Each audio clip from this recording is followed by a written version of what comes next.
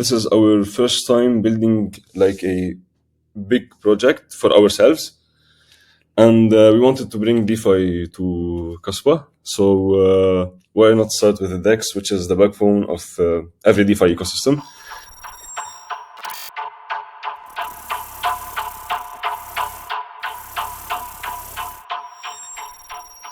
Welcome to XXIM podcast, home of decentralization. Today, I've got Louis from Zealous Swap. Now, Zealous Swap will be the first, let me repeat, first decentralized exchange on Kaspa. So welcome, Louis. Thank you for having me on your podcast. It's a joy, really. Awesome. So Louis, so you guys are building first decentralized exchange DEX on Kaspa, right? And as far as I understood, you're building on IgraLabs. So I want to get into the details of what you're doing, technology behind it, and the mechanics behind it. But let's start from the basics first. So Louis, when did you discover Kaspa? Like, what's your story about Kaspa? And also a little bit about your background. Like, are you a developer? Is it like, just tell me anything you can share with the community. Okay, so first of all, we're not the first decentralized exchange. Okay. The current solutions are decentralized, but they are OTC based. We are building the first decentralized exchange that has an automated market maker model, right. AMM, we call them. Yes. So let me tell you about the team background. We are two co-founders. I am Louis, and I am a senior software developer specializing in backend engineering. I entered DeFi around 5 years ago, Okay. and right when I started also developing for the EVM. I also discovered Kaspa like around a little bit more than 2 years. It was fairly new. And Rami, my co-founder, which is not here today because he's very sick, and he apologizes for that. He's a full stack developer, and he started DeFi around 3 years ago. We both built for the EVM. Our most work was building contracts for companies here, smart contracts for companies here. It was mostly freelance work, and this is our first time building like a big project for ourselves. And we wanted to bring DeFi to Kaspa. So why not start with the DEX, which is the backbone of every DeFi ecosystem? When you have a DEX that is working, you can flourish a very big DeFi ecosystem, because other protocols can leverage your swap, your price oracles, and so on. It's good to get that some clarity there. So you've building. So this is your first proper product, right? So this is you guys have been building in the ecosystem. You've done work. I think both Rami and yourself, as you explained, have done stuff within the EVM ecosystem, Ethereum Virtual Machine. So perhaps you've been building for other products, but this is the first proper product you're going to be building. And can I ask then, why did you guys decide to build on Kaspa? Is it because you've got your bags in and you saw an opportunity and you're like, okay, let's do it ourselves? Yeah, so Kaspa is our biggest holding. We are investors, basically. We've been into crypto for the past, I myself, for the past 7 years. So currently my most interesting project and my biggest bag is Kaspa. I really trust this project and high hopes for it. So right when they announced that they are, the rumors came and they said that there will be EVM support on Kaspa. I was like, Rami, let's do this. Let's bring DeFi to our best chain, and let's start with the DEX. So we basically started planning the DEX and building it before Igra even announced that they are building a layer 2 for Kaspa. And right when they announced, we looked at them and we knew, like, yeah, it's an experienced team. We want to build on them. Yep. So we chose Igra as, yep. Yeah, I think both Pavel and Dennis, we did a podcast with them last week. Amazing team. But at the same time, right, I guess there are a few other teams that I haven't spoken to, and we really have no idea what they're working on. Like Sparkle, I think, which is more of working with the core dev. Then you have Kaspa, EVM. So I guess question would be, did you go through any due diligence with IgraLabs, or is it more like, okay, they're going to be building on, ZK rollups? It makes sense because you've done work in the past on ZK rollups to build DeFi. Is that like, have you done some work on ZK before, ZK rollups, that got you thinking that, hey, look, Igra has announced, we should jump on it because obviously we can? First of all, we looked at their team, and most of them worked in IgraLabs, and they are really experienced. And it's not up to us to like it. We do not interface with the ZK rollup stuff. It's the job of the layer 2. Yeah. We will be building on the EVM that they will host on the layer 2. So it does not matter as long as there is EVM support, full EVM support. So our dApp will run on it. So we don't know really much about the ZK tech stuff. But yeah, we chose Igra because they are really experienced, and once they announced their TPS and their expectation and like what they are working on, that was really exciting. Right. Okay. So now, like, that's pretty clear. You guys, you've got Kaspa Holdings. That's your biggest bag, as you say. you guys saw that Igra announced that they're going to be doing ZK rollups, and you're like, okay, let's build the DEX. So you chose them. So let's go into the product itself now. So Zealous Swap, right? We got the basics clear, I think, a little bit. And we have a podcast. We have a spaces coming up with you guys on Wednesday. So if you want to know more and ask Louis and Rami questions, come along to that chat. So that being aside, so now you guys building Zealous Swap. What is Zealous Swap? What does it mean actually? Let's start from the meaning of Zealous Swap, and let's go through, what is a DEX? Because I think most people perhaps are not aware of what a DEX is. Like the features it holds and how the liquidity comes. So I want to go into details of all of that. So let's start with the Zealous Swap meaning.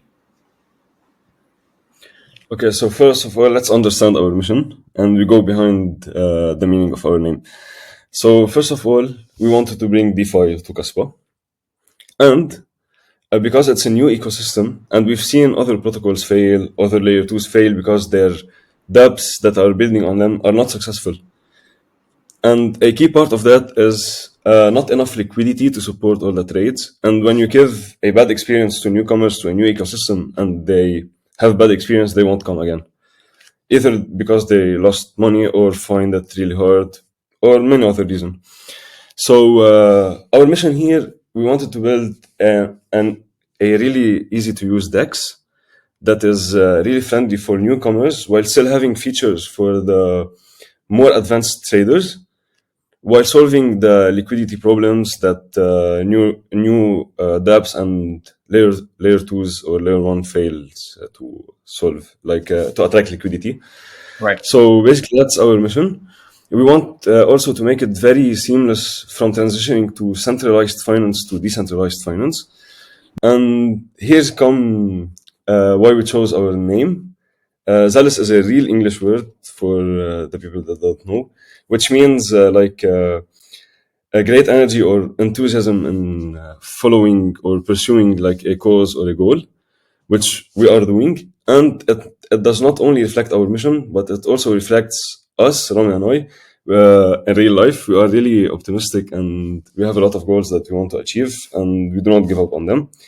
And also, if you take the first letter of Zealous, which is the Z, and the last letter, which is the S, and you combine them, it forms like a sand timer. I think they are called hourglass, which represents time, which we see it as speed. And we've leaned it toward the right in our logo to showcase like moving forward, advancing. And that's what we want. We want to build a DEX that is really simple on the fastest proof of work, that is fast, and that will grow alongside the entire ecosystem, the DeFi ecosystem. That's a beautiful story, I think, that you painted for us and for the listeners. And I think it's pretty clear what you sort of have in mind. How it pans out is obviously time will decide, but at least the vision is clear. what you're trying to do, Yes. and as you explained to us. Now, so you guys have been building, on the layer two based on EVMs, right? So one of the things when I spoke to Dennis and Pavel, right, they very clearly highlighted and articulated that it will be easier for developers to port application from Ethereum because that's the whole purpose of building on Igra. So I guess I'm assuming here you guys are bringing some app that has been already been proven on Ethereum ecosystem. So what are you guys porting over from Ethereum over to Kaspa? Yeah. So first of all, I wanted to add one more thing, as to answer why we chose that specific color for our logo. Yes, please tell me. Awesome. Okay, so Rama and I like really the colors blue and purple, and that color in specific, you can't see it in the videos we record, but when you actually use the DAX, if you tilt your screen, like let's say to the right, you will see it as blue, but if you tilt it to the left, you'll see it as purple, and that's why. Awesome. I want to try it out actually after this. Yeah. Beautiful. Yeah.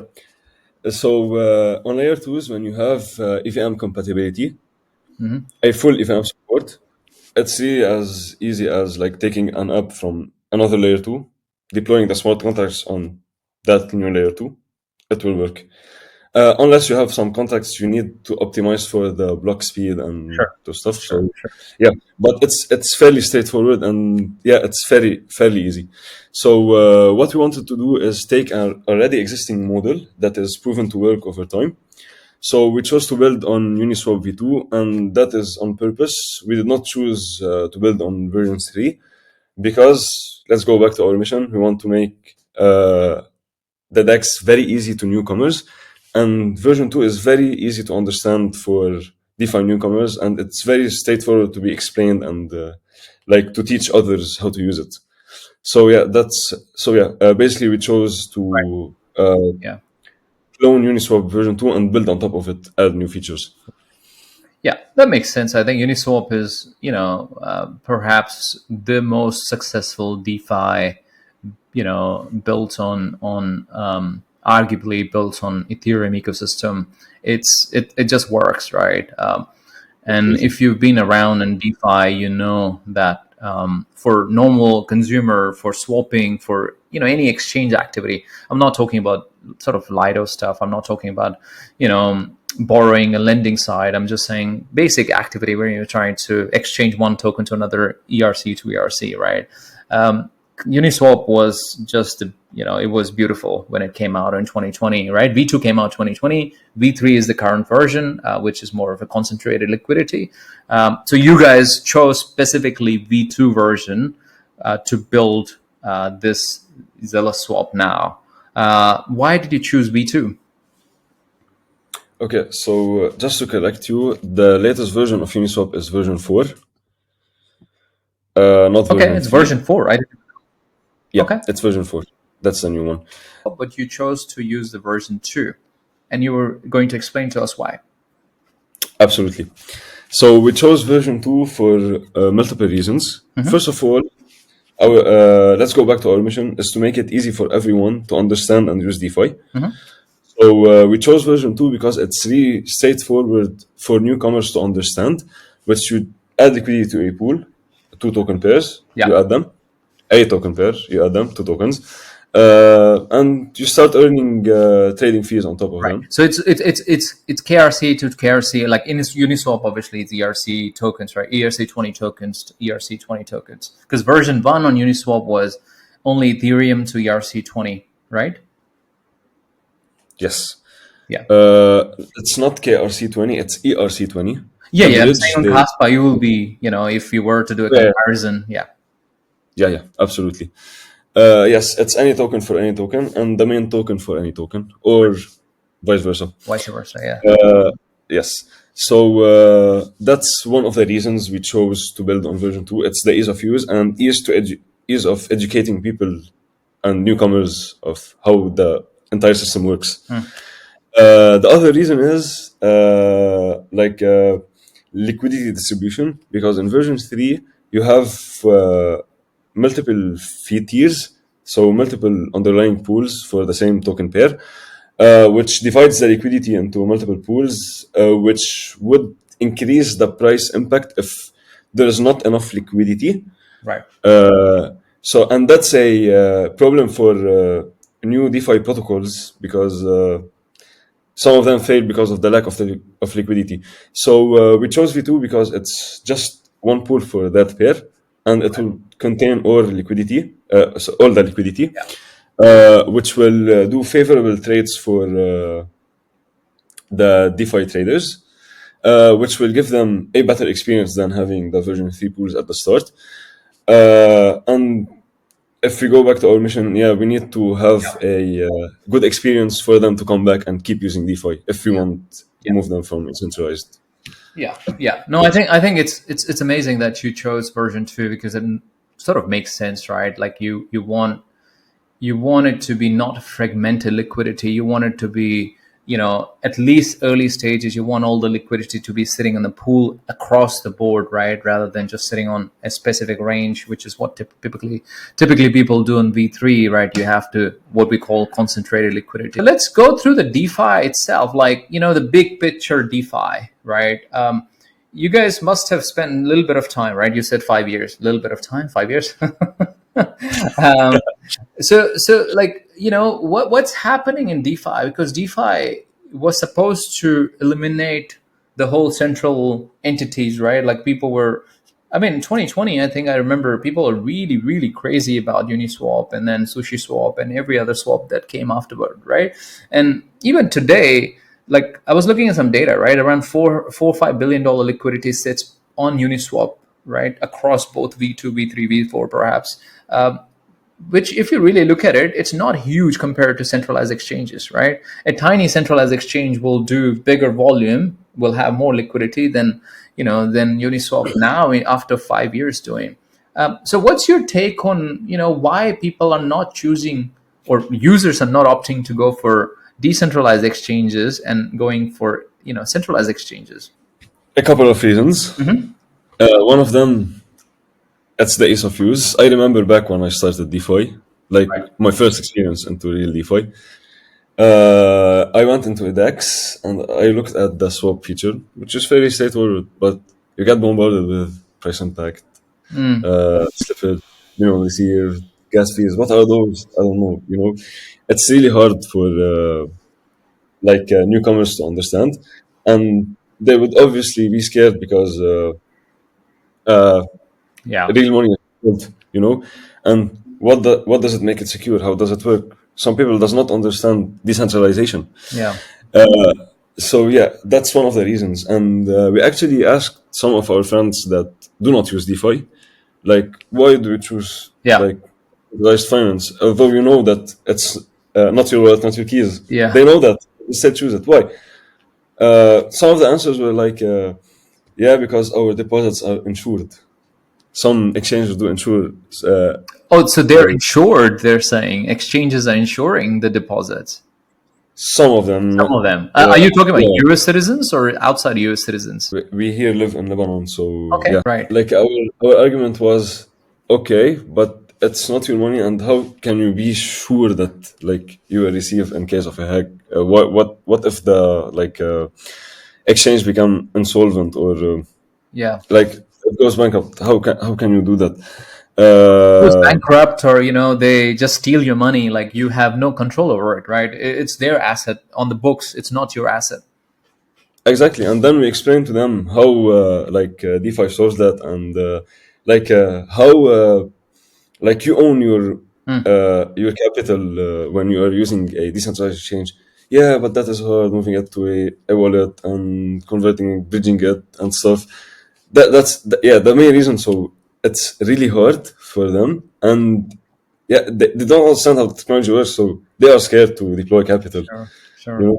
And also if they are using a new decentralized exchange which has not enough liquidity, why would they trade on it? Because they would have unfavorable trades. Like you can trade the same amount of capital on a centralized exchange and get more out of it. Yeah. The slippage will be low, and just so many things that happens if you have very tight spread between bid and ask, right? Which is what centralized exchanges are good at. That's cool. So you've gone through a little bit of your due diligence with your own friends and family, as you Yes. say. That's fascinating. Like, so I mean, from my perspective, I think there's a lot happens on the centralized exchanges. They started with spot and now perpetual. And most of the liquidity have moved on to perpetual, right? Like a lot more that liquidity sits on the perpetual side, or the volume sits on the perpetual side, than even the spot side. Now, just come back to, I guess, we'll come back to our topic here at hand.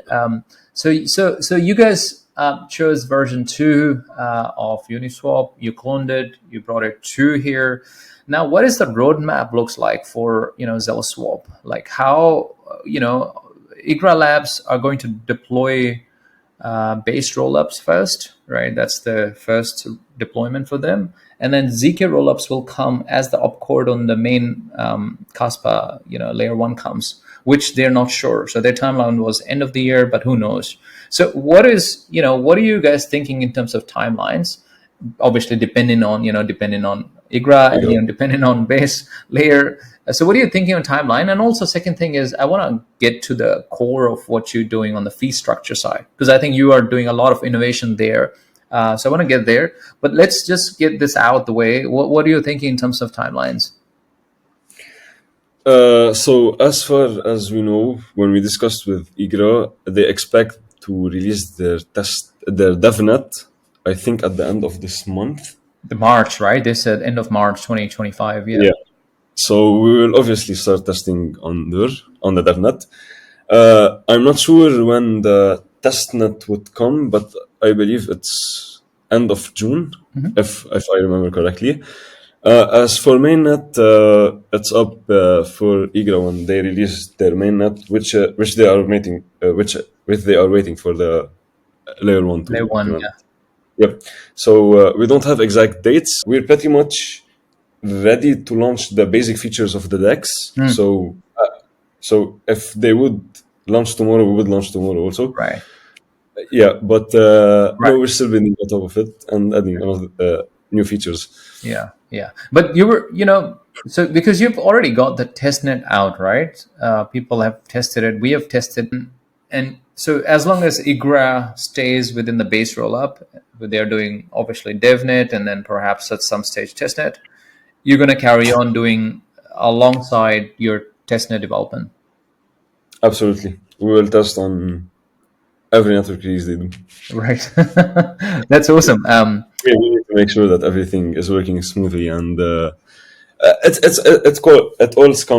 all comes to the user experience. We want them to have a really good experience at first and find it easy, so they keep coming back.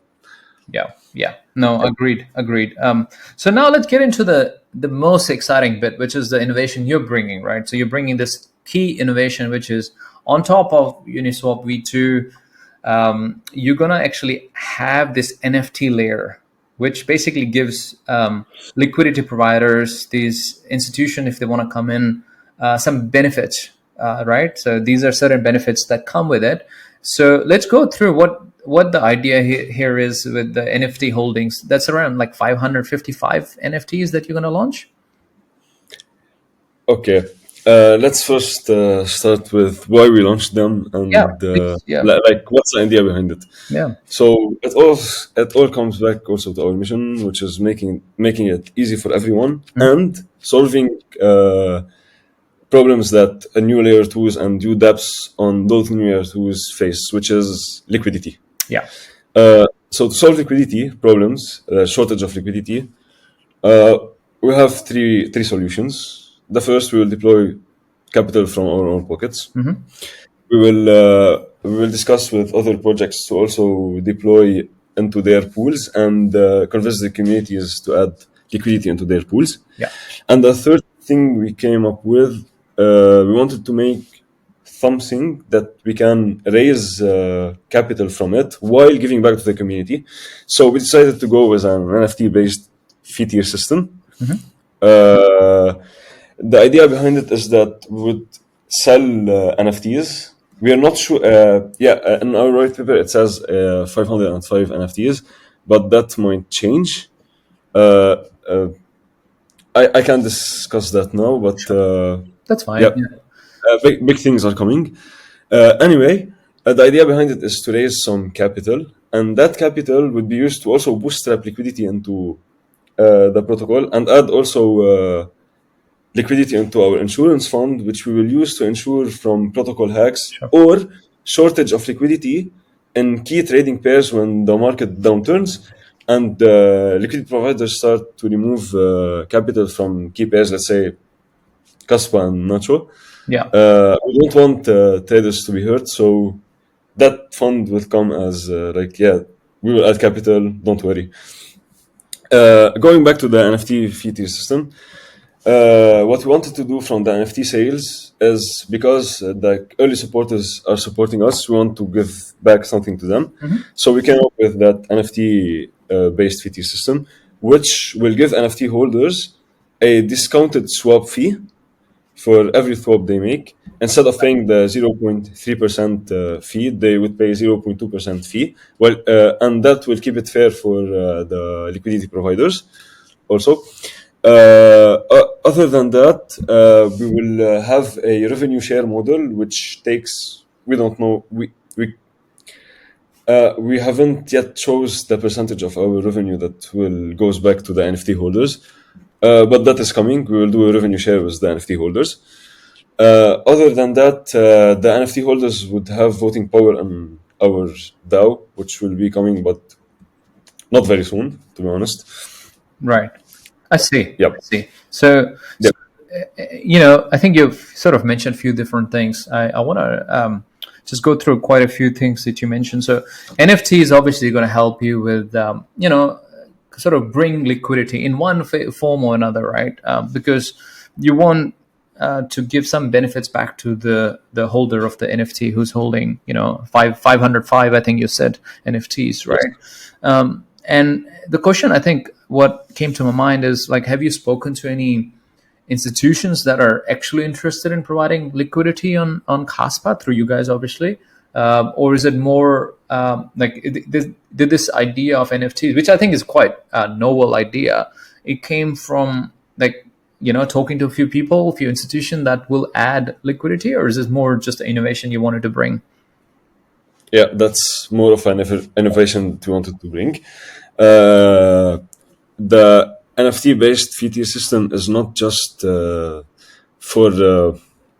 our early supporters, but also for incentivizing whale activities, because they would be paying less fees, and the more they trade, the more they save. But also, the more the volume increases in trading, so the more LPs, liquidity providers, earn fees, and it will be like a flywheel. The more liquidity there is, the more trading there is, the more LPs are earning, the more they will add liquidity. Yeah. And also that NFT,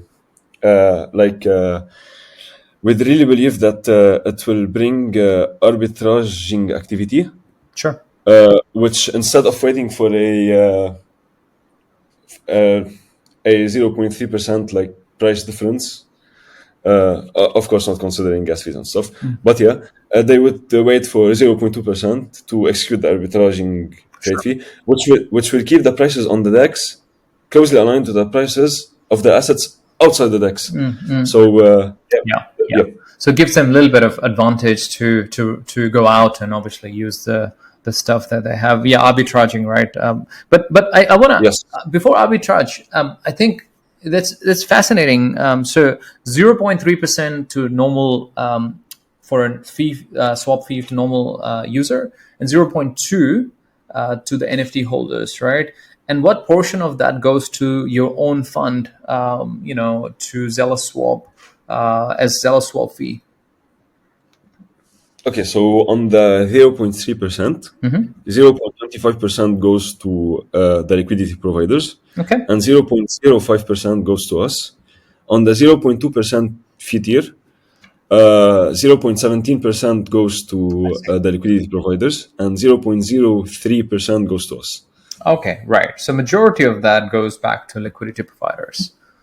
which is Absolutely. 0.25 or 0.17, right? You mentioned. Absolutely. That's amazing, because I think that's such an important thing, which not many people perhaps know, is there's another way to earn money. If you have,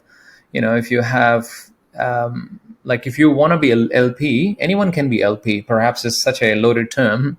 Anyone can be a LP. They can, if they have the tokens and they just want to hold these tokens, they can just go create a peer and provide liquidity. While they're providing liquidity, they can earn some, commission, which I'm defining here, right? In your case, you are giving them 0.25 for a normal swap, which is huge. Majority of the fees going to the LP, because they are the ones putting their money, right? There are obviously disadvantages there, like you can have impermanent loss and stuff. So obviously do your research there. If you want to have that, I don't want to focus this content on impermanent loss. There's plenty there, but amazing. Yep. So it's not complicated, right? For anyone to understand, it's very simple. All you need to do is get people to buy the NFTs and then provide liquidity. What happens if people hold the NFTs but don't provide the liquidity? They're holding these NFTs, no? Yeah, you don't need to provide liquidity. You just hold your NFT, Okay, and right. So it's not when you trade, you pay just less fees, right. and you earn from the protocol revenue. Right. No, I thought that it'll be good if they do provide liquidity. Yeah, They can, yeah, they can. absolutely. Yeah, but they don't have advantages over other liquidity providers. That will be really disadvantageous. Yeah. That's unfair for others. Yeah. Lewis, I forgot to ask you the most important question, Yes. which is, I think, will be the alpha for us and for everyone, which is, will you guys be launching your own token? And secondly, what about the airdrops to the community who are doing the testnet? Because that's very typical on layer 2s on Ethereum, right? Pretty much every layer 2 on Ethereum, they're airdrop to their early testnets, right? Yep. So we can't consider like an airdrop for now, because we need to wait for Igra's testnet. Okay. And there we can consider doing an airdrop for if we have a token. We're really discussing, I can't share now, but yeah, we might have a token, and that is to incentivize liquidity providers and to incentivize liquidity on the protocol. We will do our best to attract the most liquidity we can, because that would give a good experience for everyone, and that would really make the launch of the new layer 2 successful. Yeah. And when you have a strong DEX that has deep liquidity, and so you'd have reliable price oracles and reliable swaps that you can integrate in other dApps that will bootstrap other dApps also. But to answer your question, I can't confirm, but we might. So you might consider a token which you haven't, for this up until now, you guys haven't considered, but there's something in the pipeline, perhaps in the future. We considered, but we might have other partnerships. Okay, you want to have other partnerships. We might have other. You might have another partnership. So you might have a token. But your priority will be to have other partnerships first before you get to the token part. Yeah. Okay. Right. We might leverage another token. Yeah. Awesome. That's amazing. Look, I think we covered quite a bit here, Lewis. So I want to wrap this up. I thought it'll be good to, hear from you. Anything you want to share with the community that we haven't covered? Yeah, let's talk more about Kaspa. Okay. And so what we're trying to do now is to educate the community about what are coming and how to use the DEX. That's why we wanted to release early the DEX on a separate testnet that is EVM compatible. We wanted to get feedback as early as possible so we can improve it. And after that, we will start onboarding more people to try it. And if they try it on testnet, they won't be scared to lose liquidity and stuff. Yeah. And we made it really easy. We provided a faucet inside of the DEX so people can claim tokens and start trading. They don't have to go through where do I get them from and stuff. Our traders should feel safe, and liquidity providers also for providing liquidity. Yep.